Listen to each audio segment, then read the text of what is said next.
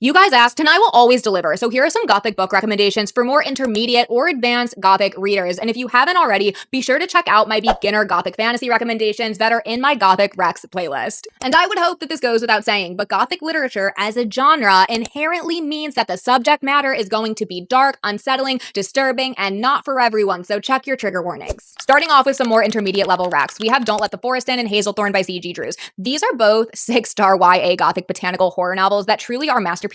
They will change your life. And I think because they're YA, they're actually very good tests to see if you want to get into a little bit more advanced Gothic reading. The horror is still relatively light. In Don't Let the Forest In, we have our two MMCs who are away at boarding school and they write and illustrate monstrous fairy tales. However, the stakes this year at school for them are higher than ever before because the monsters that they thought were just fairy tales and drawings that they created, well, they've actually come to life and they're attacking the school. In Hazelthorn, we follow our MMC who is an orphan boy who is taken in by an older, wealthy man. And when this man passes away, he leaves his entire fortune and the Hazelthorn estate to our MMC. So it is safe to say that the older man's family is not pleased. And on top of that, the monstrous garden surrounding the Hazelthorn estate is hungrier than ever before. And the man's actual grandson is back.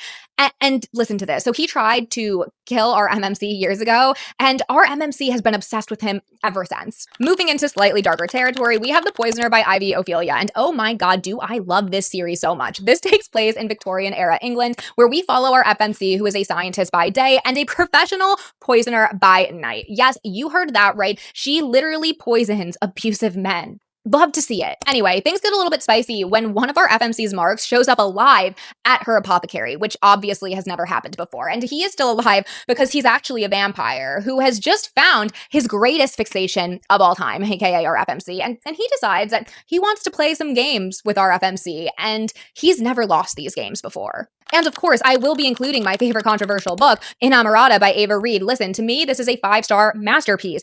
You might need therapy after, so enter at your own risk. This grimdark horror novel takes place on an island that was once ruled by necromancy until it was colonized by a king from the mainland, and it is now run by the 7 legacy houses, and the king's family still rules. Our FMC is a member of the House of Teeth, and she has been instructed her entire life to enact revenge and bring back her family's arcane legacy, no matter the cost, which she will be able to do once she infiltrates the royal library. And she is able to get into the library because she arranges a betrothal between the prince and her cousin. However, this ends up posing quite the problem because the prince is the only one who has ever truly spoken to Our Lady's soul, and that's quite the feat considering she has not spoken a word in 7 years. Let me know if you guys like these recommendations and want more, because trust me when I say I have a lot more where those came from.